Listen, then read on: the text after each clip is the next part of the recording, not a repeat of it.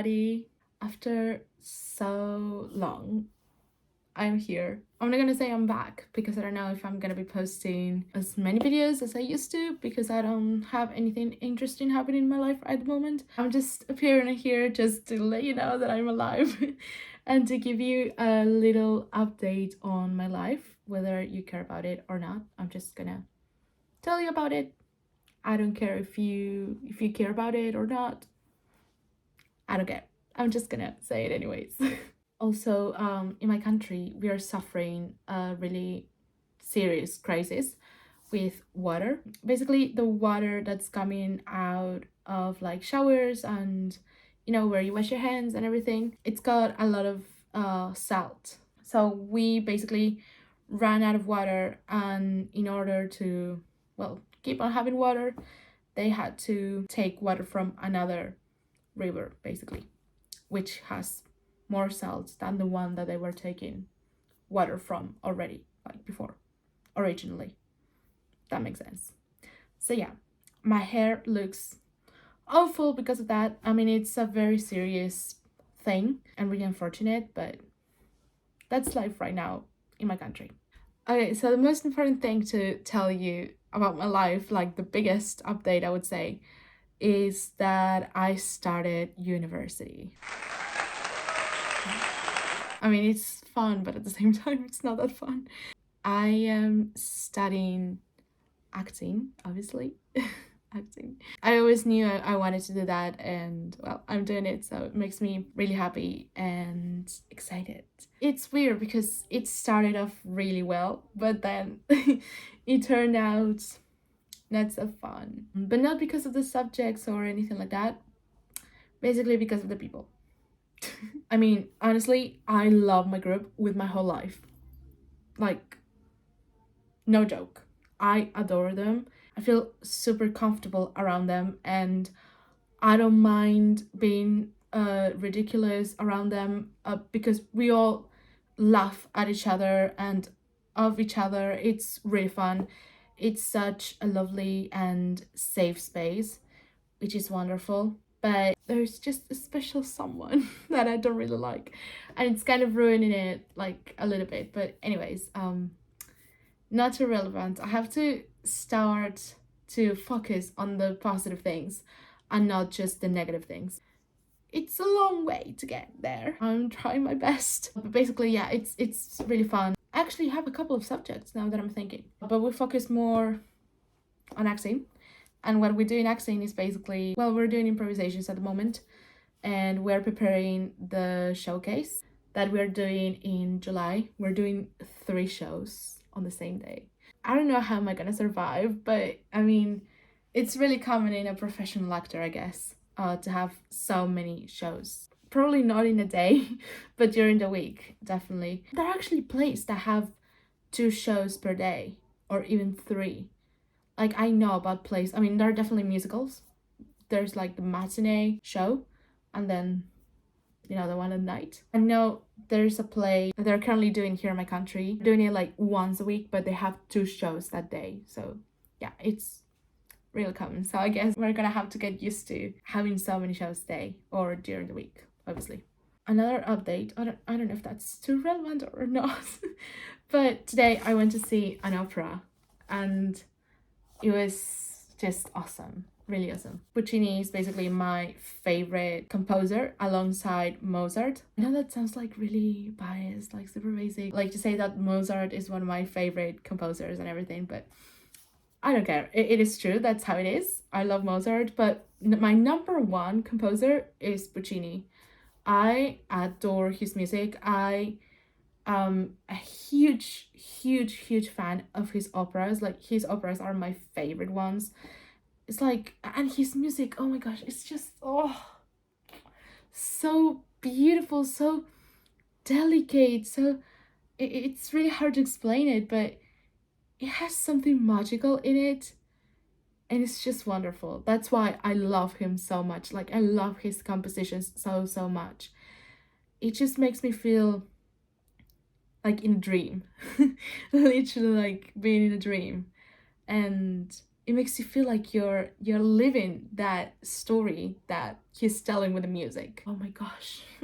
Oh, it's just insane. Oh my gosh. No, I love him. You all know, well, or most of you know, that my favorite opera of all time is La Bohème, and that was written by Puccini. And then I found Tosca. I think Tosca is also written by Puccini. He's a genius. Like, Tosca, oh my gosh, Tosca is, chef's kiss. It's just so good. The music in it, the drama, the tragedy, it's just, so amazing. Oh my gosh, I love it. And well, Madame Butterfly is also like a really well-known opera, and I had no idea what it was about, to be honest. I knew that it had to do something with Japanese people, and you know, like basically the main character was Japanese, and of course there are other characters who are Japanese. That's all I knew. Like, I honestly, like, I'm a huge fan of Puccini, but I've never heard an aria from Madame Butterfly, and so this was my very first time seeing the opera, listening to the arias, and knowing the story, because I had no idea. I just was like, okay, I'm just gonna go and let's see what happens, if I understand anything. And it was just amazing. So amazing. Like, the whole cast, they're so freaking talented. And on the same day, or like 2 days before, so like, yeah, I found out about this like 1 or 2 days ago, that one of the cast members, he played the Phantom in Brazil, like in the Brazilian production. And like, it is crazy because, I mean, I did see Phantom live. I went to see it on the West End, as you all know. But like, seeing someone that wasn't that production of Phantom in another production, it just feels like so amazing. And I think that is just, I don't know, like, so crazy, because I found out about it like only a few days before going to see the opera. I had no idea at all. In conclusion, it was just incredible, and it was my favorite theater in my country, which was like even more magical. Like, that theater, Solis Theater, it's just magnificent. Whether you're like in the hall or you're in the main room, I think that's how you say it, I don't know, any part of the theater that you're in, you just feel the magic. You feel, it's such a really incredible and indescribable feeling. It's just so great. So if you ever come to Uruguay, Montevideo to be more specific, you need to visit this theater. You don't have to go see a show. There are guided tours that they do in the theater, and they're really good. And on Wednesdays, they're free, so you don't have to pay for it. Take notes. And another update, and probably the last one, so that I don't make this video super long, as always, is that I started reading. Like, isn't that crazy? I mean, I already knew how to read, but like, I was never like an actual reader. Like, I probably read like 2 or 3 books my whole life before this year, basically. Like, the only books that I read were the ones that people gave it to me as presents, like on birthdays or anything, or that I had to read for high school, and that's it. I started reading like in November, I think, or August, I don't know, to be honest, but it was sometime last year when I started reading like Elvis books. So I got obsessed with Elvis, as you all know. I'm still obsessed. I'm still in my Elvis era. I bought as many Elvis books as I could, and I read as many as I could. So I actually read all of them, the ones that I have. I think I only have like 2 or 3 left, and that's it. But I haven't read them because I got distracted with other books. I thought I was only gonna be interested in books about biographies, like either was Elvis, either was like another singer like Freddie Mercury, ABBA, I don't know, like literally any singer or any artist. Sorry about the TV. And then I started reading, I went to Argentina, and compared to my country, everything is super cheap. Like, literally, I bought 11 books in Argentina when I went to visit it. 11 books. I cannot afford that here, like, at all.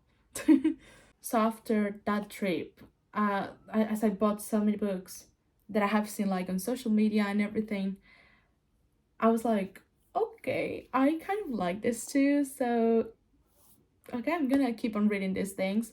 And then I found more books on Instagram, on TikTok, that people recommended, and I was like, that sounds interesting, so I'm gonna buy it. I have money, so I'm gonna buy it. Now I have a lot of books, and I even have a book journal. I made a book journal because they exist, but they don't exist in my country, basically. There's one actually, but it's not as cool as the ones from other countries. After reading most of my Elvis books, I started reading all of these books that I bought. Well, I'm lying. I'm actually lying because I didn't read all the books that I bought when I went to Argentina. So far from the books that I bought in Argentina, I've only read one. Like, no joke. I've only read one because then I started buying books here and I got more interested in those books, so I started reading the books that I bought here. I actually have those like in my to be read. So basically I can call myself a reader right now. Like, remember I used to say that I hated reading and like I was never gonna read anything, like no. It was a lie. I didn't know the future was gonna bring me this, and that I was gonna become a reader and that my imagination was gonna grow even more than it already was. Like, it was super big, to be honest. Like, I'm not joking, but like last month in April, I read 6 books. I don't know how I did that. Probably, maybe for you, like 6 books is just like nothing. Like, it's nothing.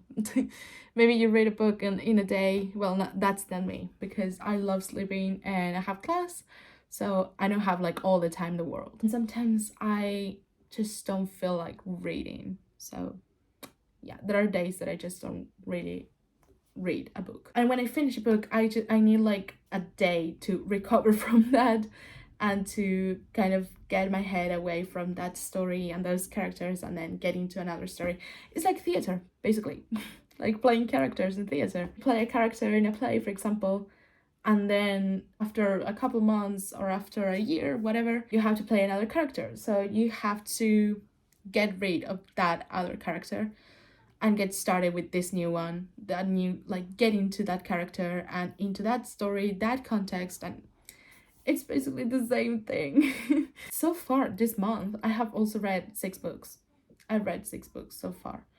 I have one pendant to start reading because the last one that I finished it yesterday.